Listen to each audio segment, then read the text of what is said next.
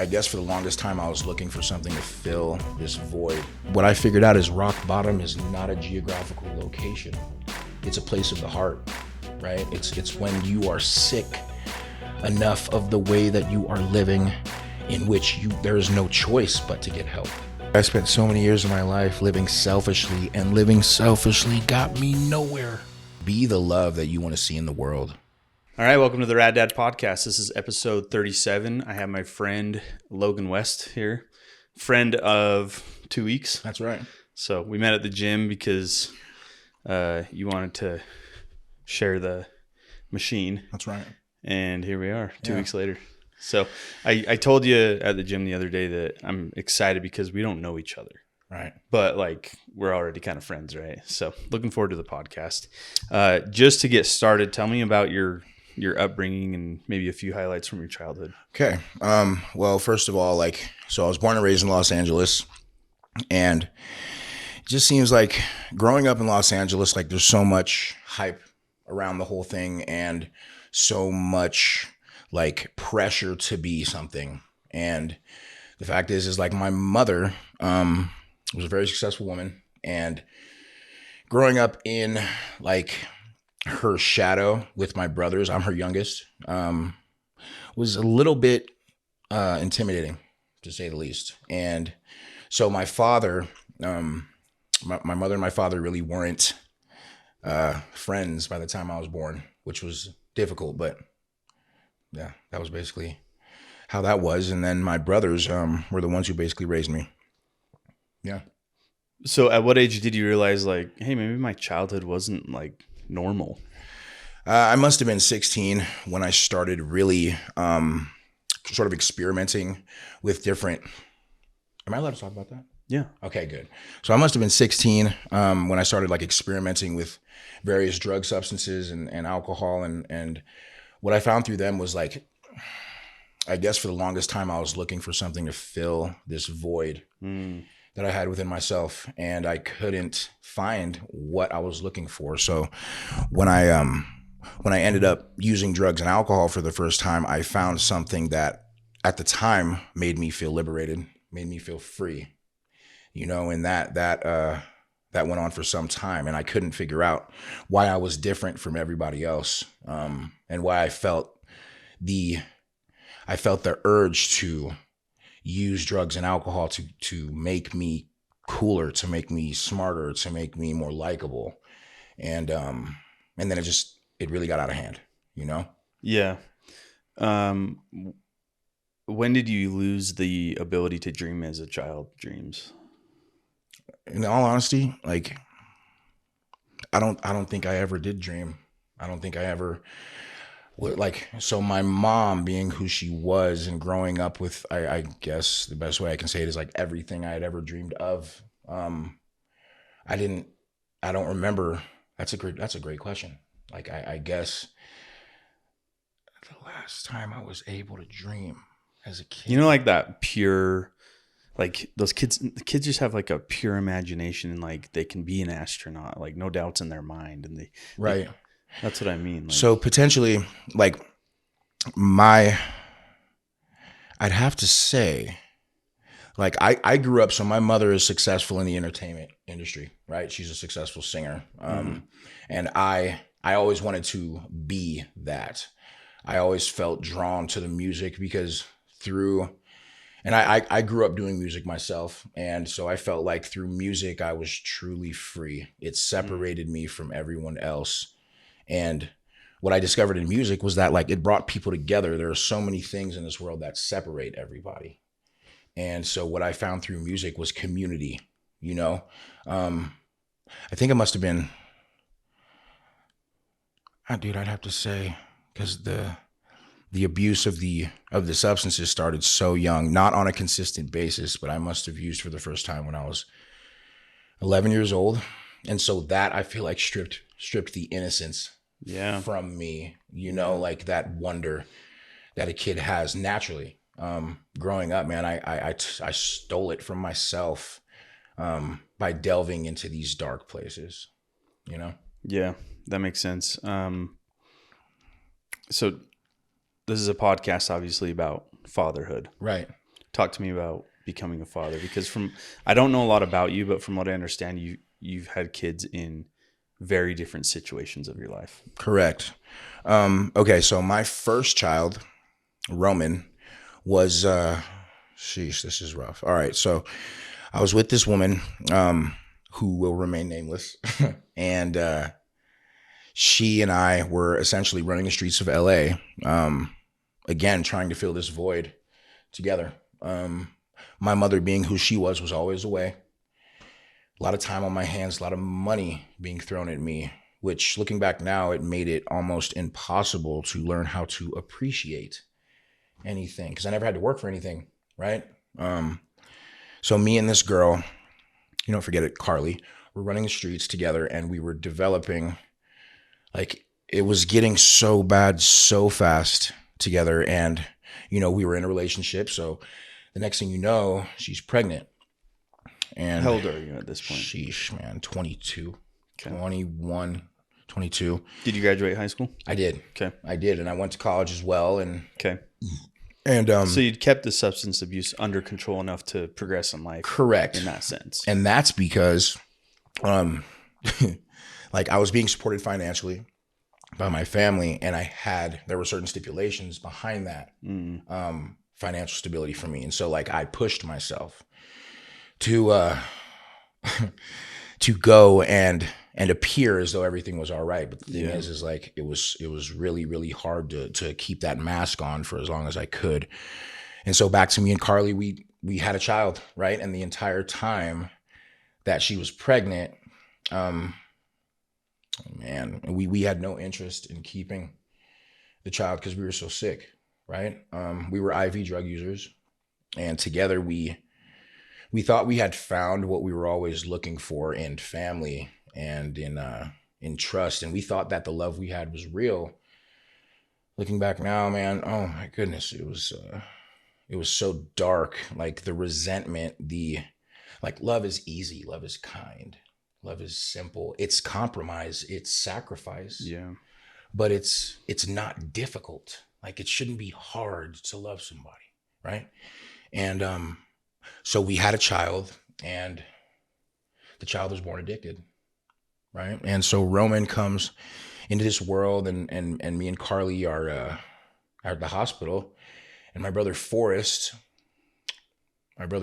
he shows up. He's the first to show up at the hospital, and the hospital essentially, like we all know, they were like, you're not going home with this kid, right? This child belongs to the state now, and started asking us questions about like potentially domestic violence situations and like what was really going on and all this stuff. And they're bringing us in at separate times. And me and Carly were never a unit, right? We were always like, I'd be over there with her friends talking crap about her, and she'd be over there with my friends talking crap about me. We were never pushing each other to be better. We were never cohesive. We never congealed. And so my brother Forrest was the first to show up at the hospital, and he's like, this kid's not going anywhere. I'm taking the child, and we'll get it figured out from there. And so my brother Forrest stepped up to the plate and has raised Roman since the day he was born till this very moment. I'm Uncle Logan to Roman. Okay. And what happened is after Forrest took my son home, I remember him calling me one night, and he was in tears. He's like, meet me in this parking lot at this Walmart. And so I met him there, and he was basically just begging me to snap out of it. And my brother is he's not familiar with the heaviness of addiction and how the obsession of mind and the allergy of the body. And so like Forrest was begging me to get myself together so I could take my son back, and so my brother could have his family back. He has 2 kids of his own. And I was like, yeah, man, like, sure. Yeah, dude, I'm on it. With no real intention of wanting to get help. I wasn't ready. And then Carly becomes pregnant with Lily, my second child. And at that point, like this is 2 years later, and me and Carly we're running ourselves ragged. Like we have nothing left. We are Like what I figured out is rock bottom is not a geographical location. It's a place of the heart, right? It's when you are sick enough of the way that you are living, in which there is no choice but to get help, right? And so we were coming to a point where that was becoming our reality. Like we were, I mean, we're essentially on, like, we're chasing the end of the rainbow, but the gold, there was nothing in there. Like we get to the end of it and it was just cobwebs.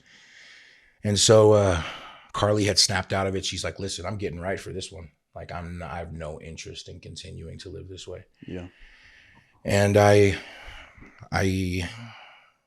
I'd convinced myself for so long, because it felt like drugs and alcohol were the only thing that never abandoned me.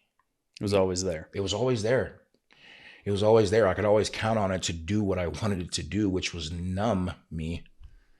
And so Lily was born. Carly got help before Lily was born. So Carly kept Lily, who I go and visit regularly, right? And so me and Lily have a relationship, like, which is amazing. She lives in New York, and I just love that little girl. But the thing is I had no idea what it was I still had no idea what it was to be a father, right? Because I was essentially just the donor at this point. Yeah. Going to visit somebody and raising a child are two very different things. Right. And so basically I ended up in Utah, where we are now, and met the love of my life. And I wasn't even looking. I wasn't even searching. I've always gotten female attention, always, and it seemed to have lost its flavor. I wasn't searching, and me and my wife found each other and got married about 4 years into our relationship, and had a beautiful child named Sebastian. And the thing is like, man, like you see in movies and different things, like the lightning striking and people talking about like, oh man, like life changed when I saw that baby being born. And I wasn't there for the first two. I had no idea what they were talking about. I was like, that can't be real. Yeah. And getting sober and marrying my wife and building a foundation, and then having a child and cutting the cord and being available mentally for like the entire situation, like seeing my son take his first breath. Like I still have, like, there's no way I could have been prepared for that. Like, how do I put this, man? I had no idea what I could learn from my son, he'll be 3 in December, right? Coming up here soon. But like, obviously not mathematics, but like patience and like, dude, like sacrifice and real love. Like, dude, I'm moving automatically. He falls, I catch, you know what I mean? And it's like, I don't even have to think about something like that. It's really bizarre. Like how in my addiction, I can say this with all honesty, I had no idea what was really important to me. Mm-hmm. And like my higher power has removed the obsession successfully, because that was the biggest part for me, is that I'm sitting there and I'm jamming needles into my arm like 7-8 times a day. And I'm like, is this it? Like, is this all that life has to offer? Because it can't be. Is there a specific moment in time you remember this thought process? Yes. Wow. So man, Is it pre-Utah? So it was, of course, yeah. So it was, I'm sitting in, so the thing is that I had this thought probably like once a week for like the last year of my use. You like pump yourself up, like I'm going to do this. Yeah. And the thing is like the best way I can put it is like, okay, I love chicken, right?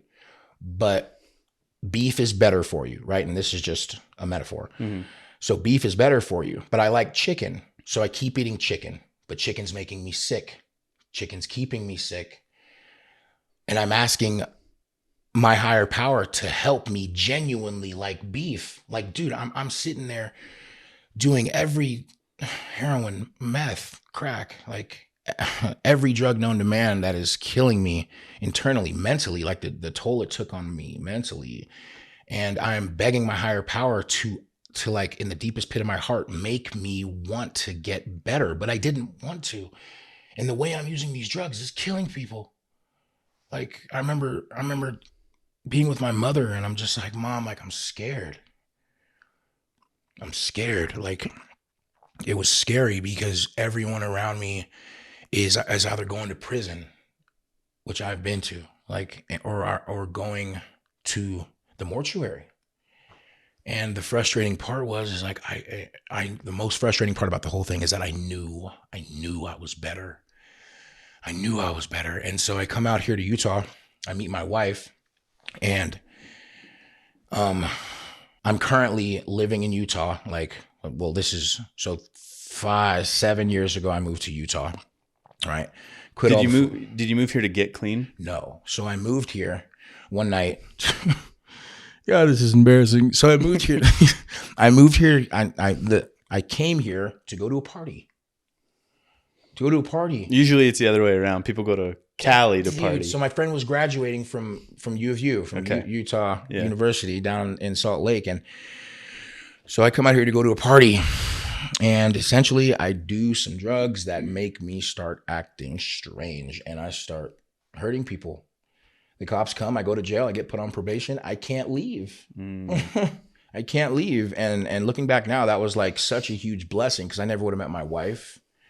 I never would have found the recovery community that I found out here, which was nowhere in Los Angeles. Like that's a huge part as well why I never left, because there's nothing there for me. Right. But like back to my son, like being able to be here for him, being able to come home and he called me dad, like being able to see his development and remember it, because like say I was there and was able to keep roaming with my addiction, I would not have been able to remember any of that. Right. Just the beautiful memories like that me and my wife and my family have been able to form, man. It's like, this is what it's all about. This is what it's all about. And before I was Sebastian's father, like, because that's when I consider myself becoming a father, because I had to raise him and, do all that. Like I was unaware of like, how do I put this? Just, I mean, dude, simply the beauty in that. I was living selfishly my entire life. And the fact is once I had him, it wasn't about me anymore. And I had to lead by example. And I had to like step up and cut certain things out of my life that I knew were unhealthy for him to see. And dude, it's been such a ride, but so worth it, dude. Like I can't now imagine life without them. I'd like to take a moment to thank our sponsors. I'm just kidding. I don't have any sponsors. I'm a one-man show, but I would appreciate you liking and subscribing and following my journey on social media. I'm working hard to put out relevant and useful content for y'all, and your support means the world to me and it keeps me going. So I really appreciate it. Yeah. I'm trying to wrap my head around the range of emotions you felt in your life. Can you give me two polar opposite examples of one of the darkest times in your life and then the polar opposite, one of the absolute brightest times in your life? I can. Okay, so like, should I paint a picture?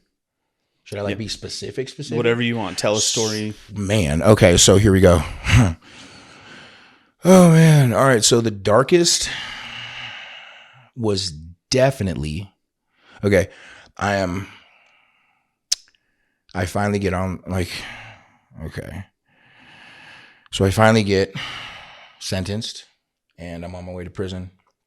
I make it through reception, make it through what they call reception. I finally get some housing and I finally get onto the yard where everyone is, right? And like, it's political in prison. It's race driven, right?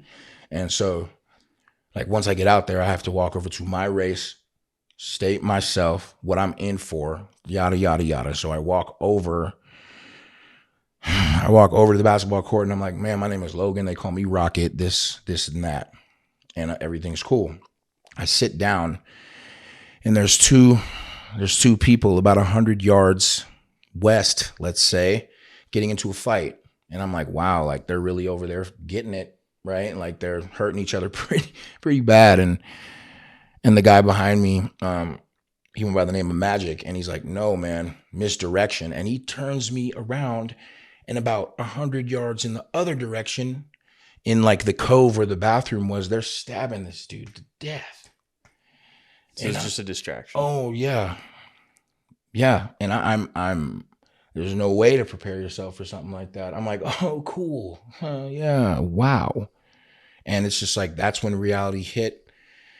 That was one of them. Like, I'll even give you another example is when I was living in the tunnels of Vegas. I don't know if you ever heard about that, but they have this like viaduct underground system that if water was to breach the city, it funnels out through these tunnels, and the water never came. So it's full of homeless people, vagrants, drug addicts, prostitutes, things like that. And I just remember sitting down there on some dirty mattress, man, and I'm sitting there. And the guy I'm sitting next to has 3rd-degree burns from his head to his toes. His mother lit him on fire when he was 6 years old, bro. What? When he was 6. His mother was a drug addict. His dad was in prison his entire life. So his dad was gone. His mom didn't want him. His mom was a drug addict. And his mom lit him on fire when he was 6 years old. And so he had burns all over his body. And I'm sitting there knowing where I came from. Right? Yeah. Knowing who my mother is. Yeah. And I'm sitting there, man. And it was like, again, like I'll call him my higher power. I just remember this feeling in my heart, like, what am I doing? How did I get here? Like what has become of me? That was another one. Looking back now, number 3, like, and then I'll get into the brightest moments. But like another one was when I lost Roman. Like I didn't know how hard that hit me until much later down the road because I was so inebriated. Yeah. I couldn't gauge like how hard and how messed up, how much I had messed up in this situation because I had so much time to get this right with Carly. So much time to patch things up and make sure that my son was going to be in my home. And I refused, man, like what? And the frustrating part is like looking back now, like being able to say what I'm about to say, like it took me a long time to be able to say this, but my son was so much better off with my brother. So much better off because I wasn't ready financially, emotionally, mentally to care for a child. Yeah. And so that those were definitely some of the darkest times of my life. So I want you to tell a story or paint a picture of one of the brightest times in your life. Okay. But I want you to do it as if you're telling prison Logan the story of where he's going to be. Ooh. Okay. So the brightest, I mean, should I say like Dear Logan, like it's a letter type deal?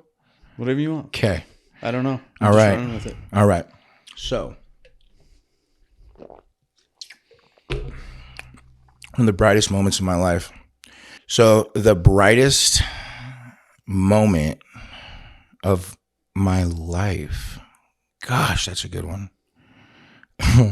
All right. I'd have to say, as of recently, it's when me and my wife found out that we were having a girl, because we have a boy, and the anticipation was so heavy because my wife wanted to do the gender reveal.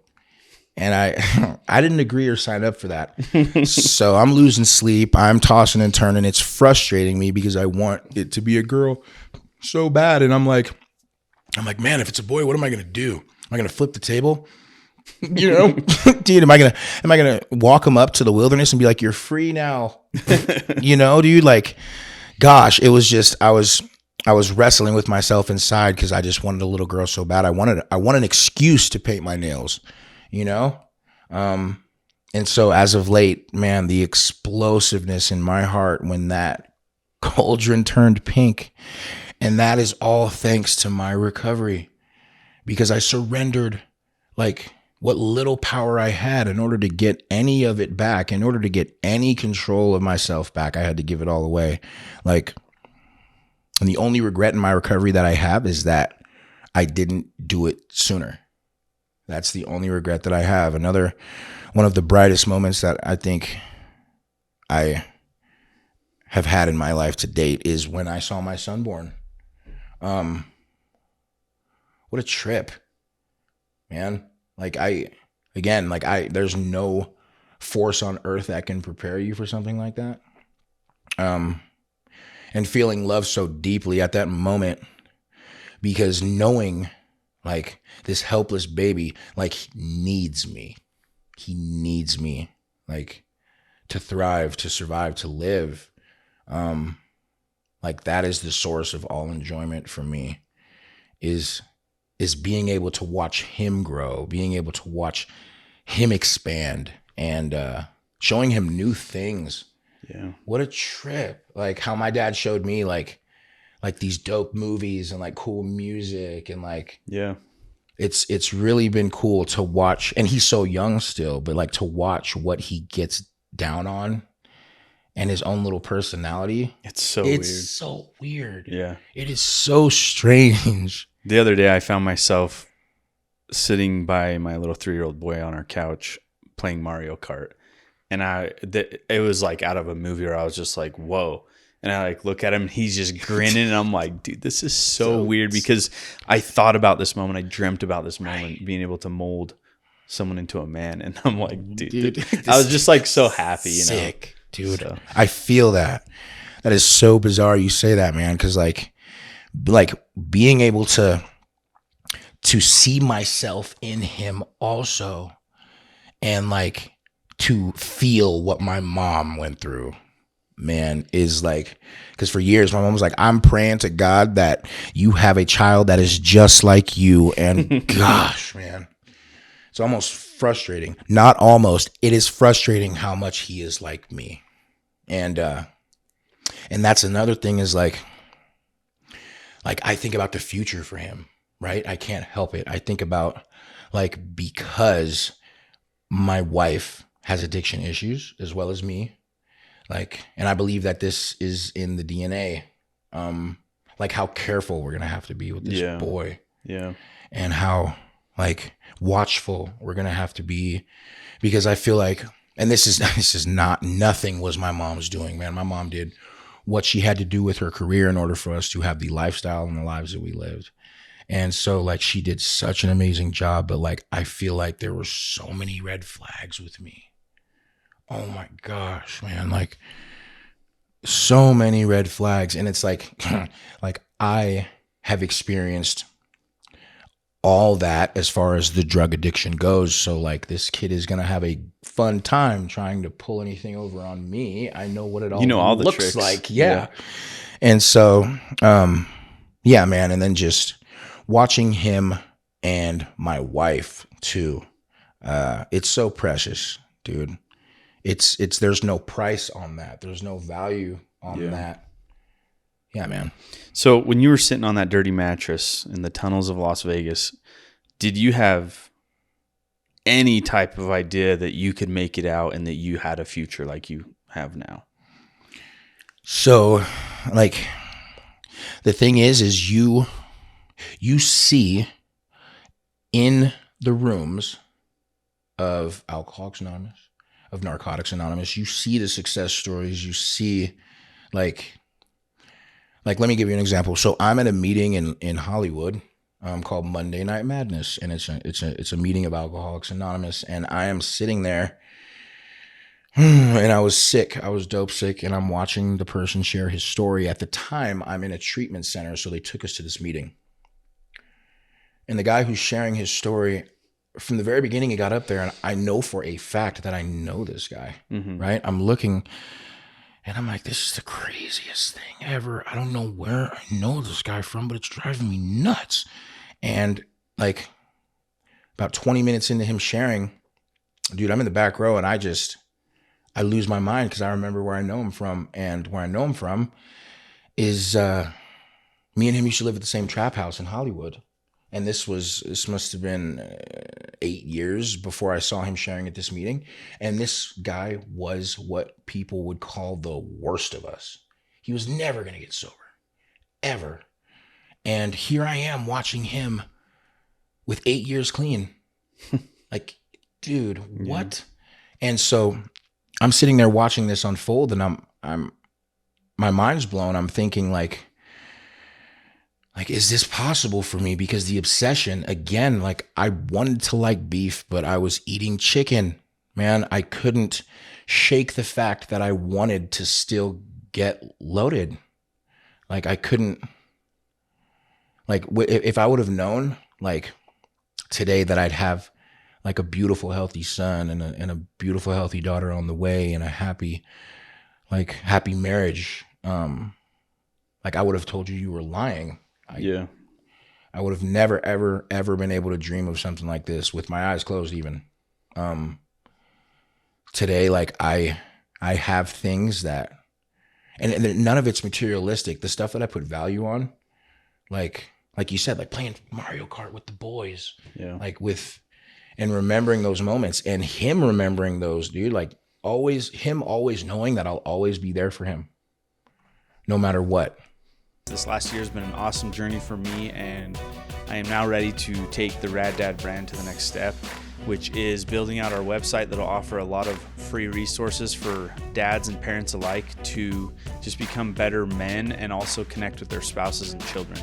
So please like and subscribe to continue to follow us on our journey. Thank you. When you text me, you're like, hey, can we do the podcast a little earlier because I want to be home? Yeah. I was just laughing because I'm like, dude, this guy's got to have crazy stories. Like 10 years ago, if he could have seen that text. Insane. He'd probably laugh. Dude, you know? I had no home. Yeah. What is something that you figured out about life that many people may not have figured out yet? Oh, that's actually quite easy. I'd have to say that, and it's so cliche, but the only thing that matters is family. That's the only thing that matters. All this stuff. Why do we make it so hard to learn that? So complicated. Like, and I hear it and I'm like, man, my brother's all right. You know what I mean? Like, dude, like in the end, that's what it's all about. That's what it's all about. And like I said earlier, I spent so many years of my life living selfishly, and living selfishly got me nowhere. Like today, I only burn bridges to places I have no business going. Right. Mm-hmm. And back in the day, like I'm like Troy is burning and I'm running around with a gas can, like trying to figure out what else to burn. Like I remember like my life years ago was essentially like I'm sitting in the passenger seat and someone else is driving and I'm just experiencing life as it's happening to me. Yeah. I had no control. Yeah. Like I was just riding the wave. And today, like I have a say in what happens to me. And that's beautiful because I never thought I'd have that whatsoever. I never thought I'd be able to be man enough to raise a child and be okay with how I'm raising him. Like there's like, how do I say this? Like the lifestyle I used to live is eons away from the person I am today. Like, and it's all because I surrendered. Yeah. Talk to me about the recovery process. Okay. I mean, everyone has their stories, and it's. I don't think anyone that has not been an addict can fully wrap their heads around what it takes. Oh, it's frustrating. Gosh, because the thing is it's essentially like a. And talk just real quick. Yeah. Let everyone know like where you work and stuff. Okay. Yeah. Like your job. So you got some validity here. I do. I'm currently and have been, working in the recovery field. I'm a case manager at RD Recovery Center. recovery coach, and in my experience, like I found when I was in treatment, I felt like I connected on a deeper level. Like, and I'm not stripping anyone who has the degrees, who has the schooling, but I found that I connected on a deeper level with people who had been there, right? And so it's so cool for me to work in this field because it's not necessarily a job. I get a front row seat to seeing like the lights come on in people, and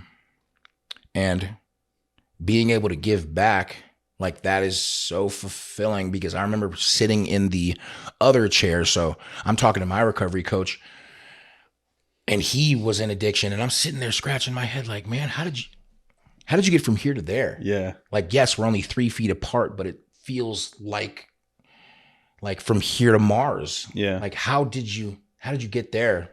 And the thing is about, so the question you had asked before, like going from addiction to recovery,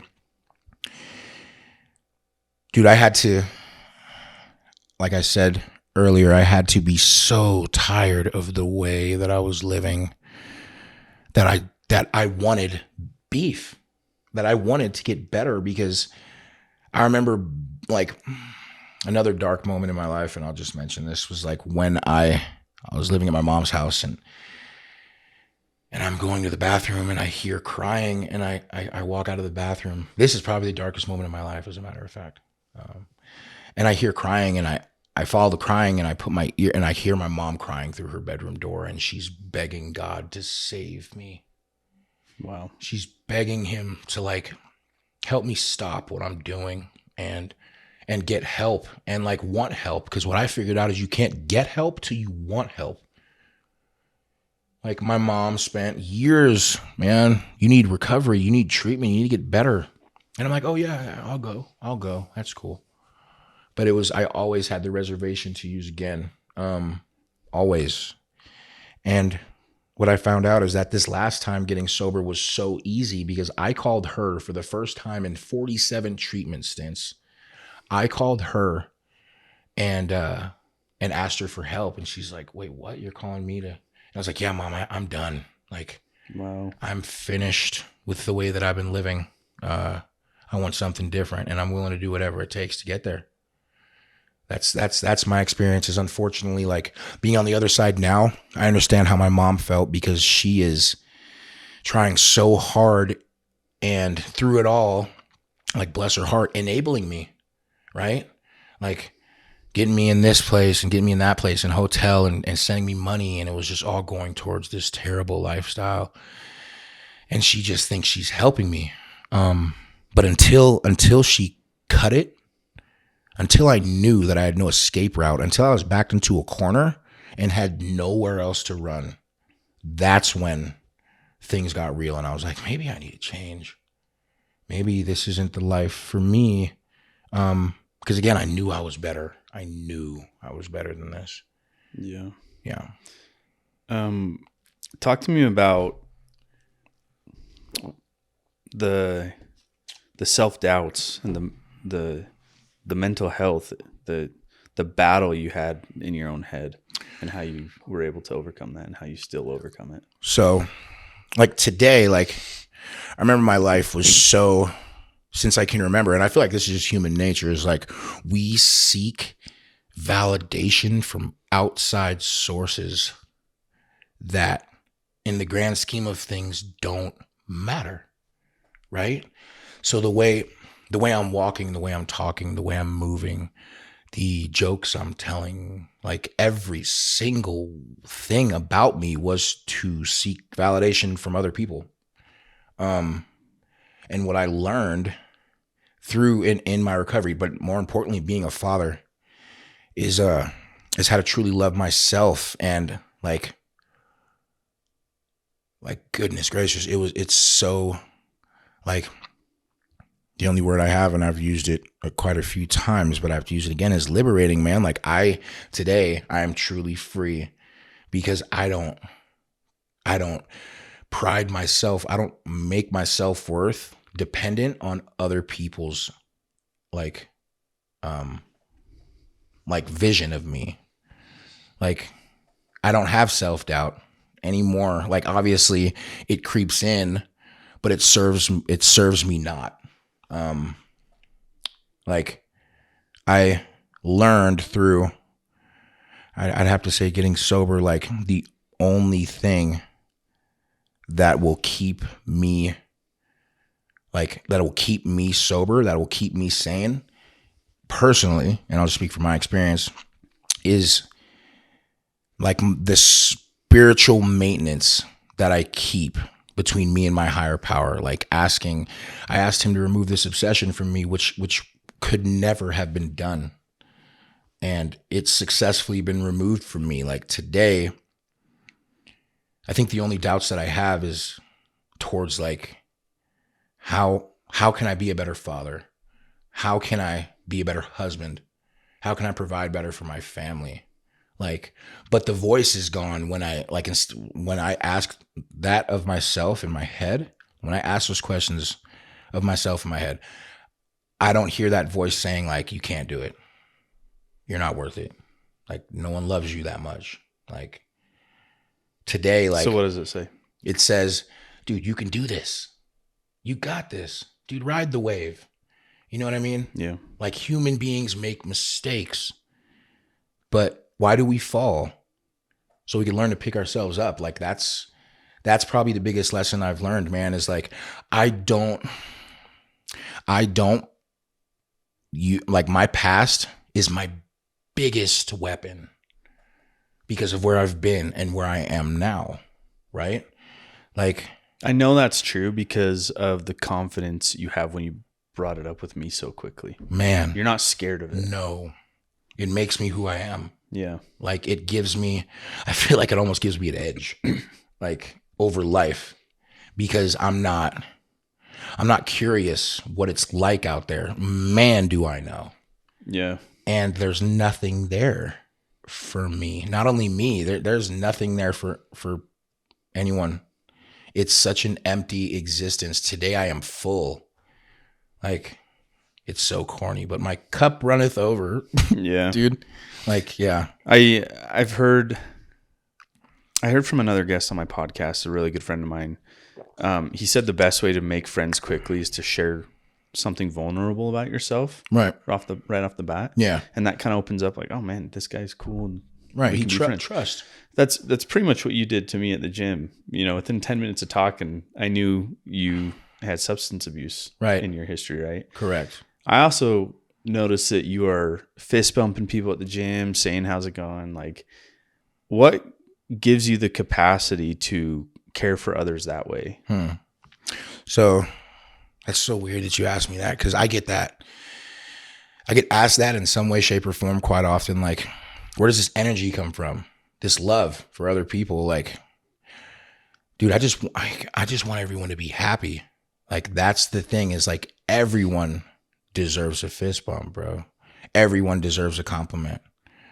Like, everyone deserves love from someone, because when I was growing up, not just growing up, I guess better yet, when I was in my addiction, like, the love was in short supply. So now, like, again, I'm bursting with it. Mm-hmm. Like, life is too short. Time is something we do not get back. And, like, I feel like everyone, like I heard this recently, like, be curious, not judgmental. Be curious. You know what I mean? Yeah. Like, how dare I judge somebody else based on the shoes they're wearing or the shirt they have on or the look on their face? Like, because they have things going on in their lives that I don't know about. Somebody cuts me off. My initial reaction is to get frustrated, but the fact is something's going on with them.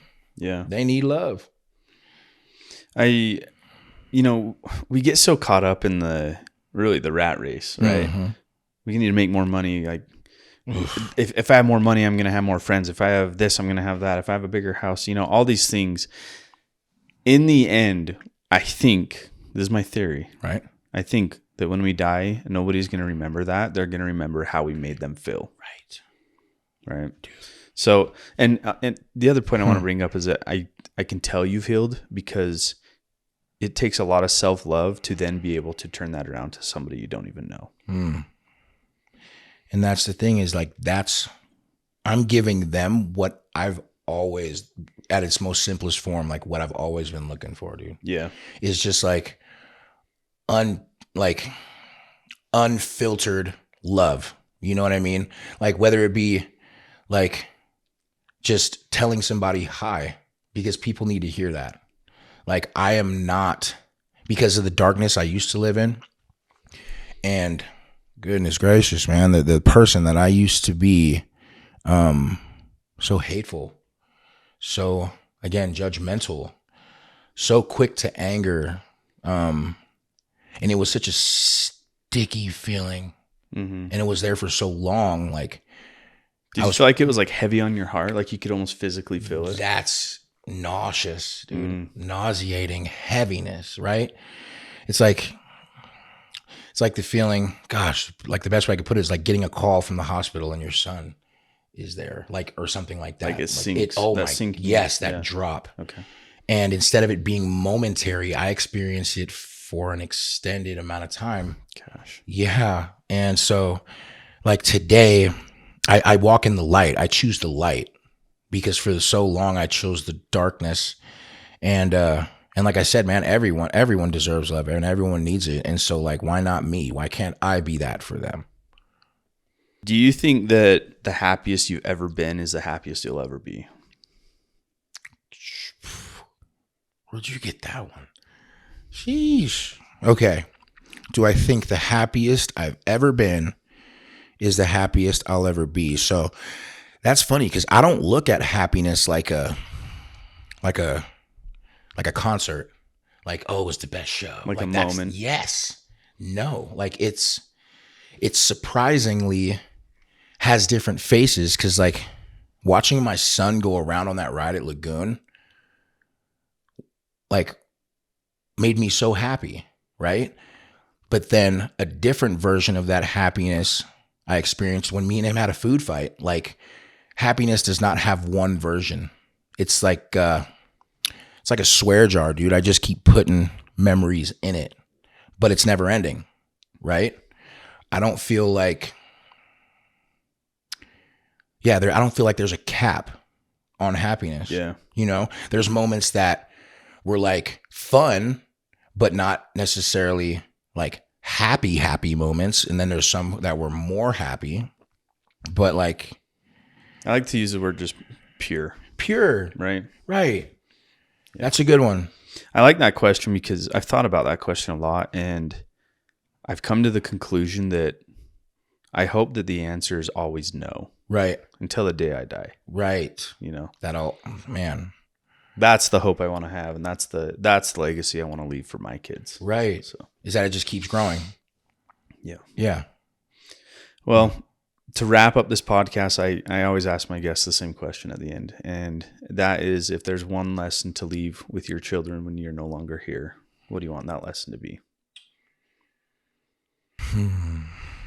I would definitely have to say like, gosh, there's so many, but one, I would have to say, lead with your heart. Like, be kind. Gosh, like in an encompassing way, like in one saying, I'd probably say, like, be the love that you want to see in the world. You know, be curious, not judgmental. I love it. You know? Yep. And that's it. Awesome. Well, thank you for being on. I've really enjoyed your stories and insights, and I'm proud of you as a dad. Thanks for having me, dude. Awesome.